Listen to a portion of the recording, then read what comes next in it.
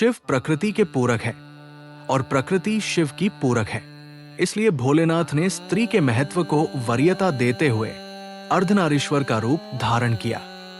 जिस तरह स्त्री के बिना इस सृष्टि की कल्पना ही अधूरी है, उसी तरह प्रकृति के बिना मनुष्य भी अधूरा है। प्रकृति के जीवन को संवारने में शिव का बहुत बड़ा योगदान है। समुद्र मंथन के समय निकले विष को शिव ने ही प्रकृति की रक्षा के लिए गले में धारण किया। बाघ के बाघंबर को धारण करते हुए ये संदेश दिया कि अहंकार किसी का नहीं रहता। शिव ने सर्प को अपने शरीर पर धारण किया और जीव दया का संदेश दिया।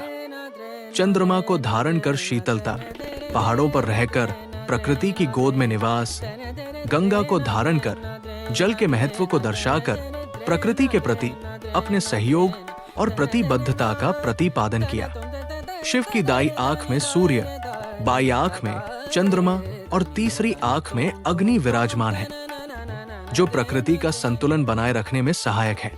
शिव की भक्ति में ही प्रकृति की शक्ति निहित है। मनुष्य में प्रकृति को हरे वृक्षों से आच्छादित, नदियों को प्रदूषण मुक्त, सभी जीवों के प्रति कृतज्ञता और सभी जीवनोपयोगी प्राकृतिक संसाधनों का सदुपयोग करने का भाव शिव के निकट जाने के लिए पर्याप्त है। प्राकृतिक गतिविधियों के सुचारू रूप से चलाने में सहयोग ही शिव की भक्ति है। इससे उपजी शक्ति से समस्त सृष्टि ऊर्जावान हो जाती है, पूरा वातावरण शिवमय हो जाता है। जब व्यक्ति देवत्व प्राप्त कर लेता है तो प्रकृति के उतने ही करीब हो जाता है। दूसरे शब्दों में कहें तो जिसने प्रकृति का सान्निध्य पा लिया, उसने शिव को भी अपने रोम रोम में बसा लिया।